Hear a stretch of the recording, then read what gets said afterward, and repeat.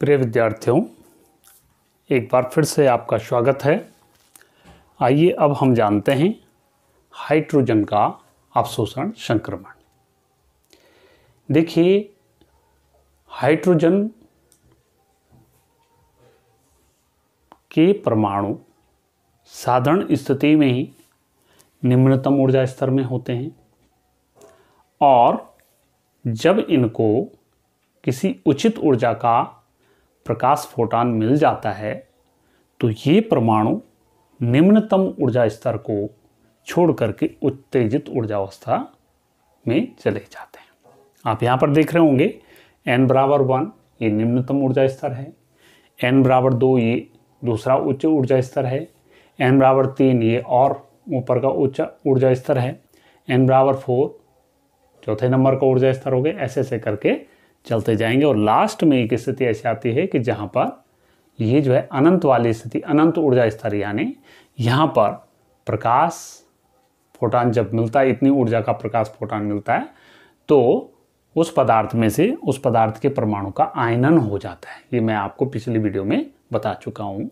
उससे अकस्मात जो है बहुत सारे इलेक्ट्रॉन बाहर निकलने लग जाते हैं, तो वो आयनन की प्रोसेस हो गई। ठीक है, तो हम यहाँ पर पढ़ रहे हैं कि हाइड्रोजन का अवशोषण संक्रमण। संक्रमण किसे कहते हैं? ट्रांजिशन। ट्रांजिशन का मतलब किसी भी पदार्थ का परमाणु जब एक उचित ऊर्जा का प्रकाश फोटॉन अवशोषित करता है तो वो उस ऊर्जा स्तर को छोड़ करके किसी दूसरे ऊर्जा स्तर में चला जाता है। इसी को हम बोलते हैं संक्रमण, ट्रांजिशन कहते हैं इसको। ठीक है, तो ऐसे ही जब, क्योंकि देखिए साधारण स्थिति में जब तक कोई प्रकाश फोटॉन उसको नहीं मिल रहा तो उसके परमाणु कहाँ होते हैं? निम्नतम ऊर्जा स्तर में होते हैं। लेकिन जब इनको फोटॉन मिलेगा, एक निश्चित ऊर्जा का फोटॉन मिलेगा, तो ये क्या करेगा? उसको वहाँ से उत्तेजित करके उच्च ऊर्जा स्तर में चला जाएगा। अगर माने इतनी ऊर्जा मिलती है कि वो यहाँ चला जाएगा तो ये वाला संक्रमण आ गया।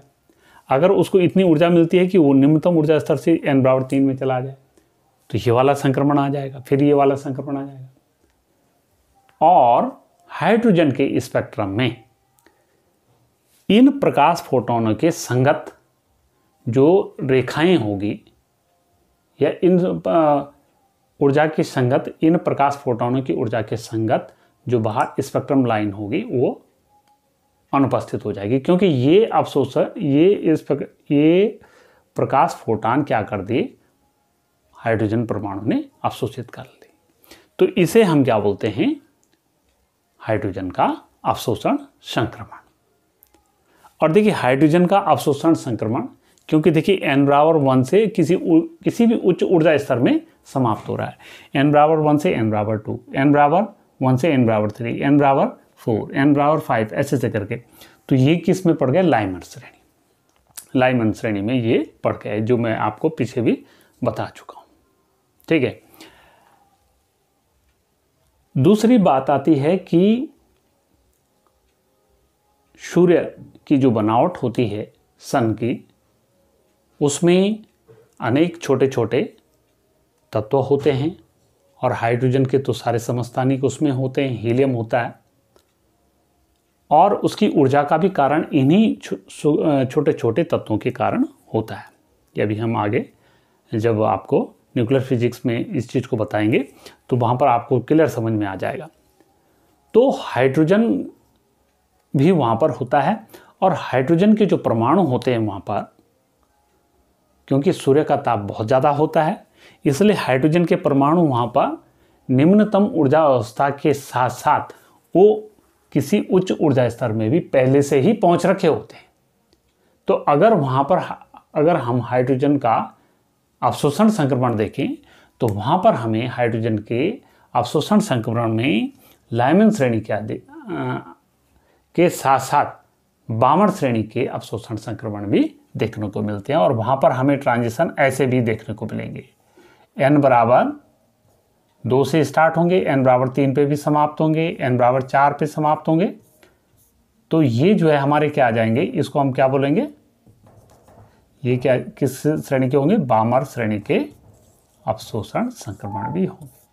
तो कहने का मतलब है कि हाइड्रोजन का अवशोषण संक्रमण सामान्य स्थिति में लाइमन श्रेणी का होता है, लेकिन सूर्य में हाइड्रोजन का अगर संक्रमण देखें तो वहाँ पर लाइमन श्रेणी के साथ साथ बामन श्रेणी के अवशोषण संक्रमण भी आपको देखने को मिलेंगे।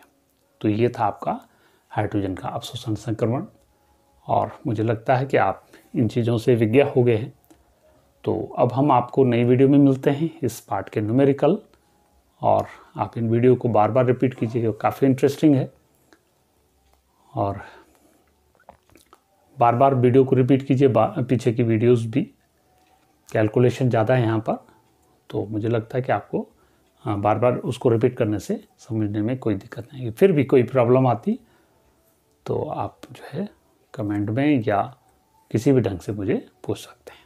तब तक के लिए आप सभी का धन्यवाद।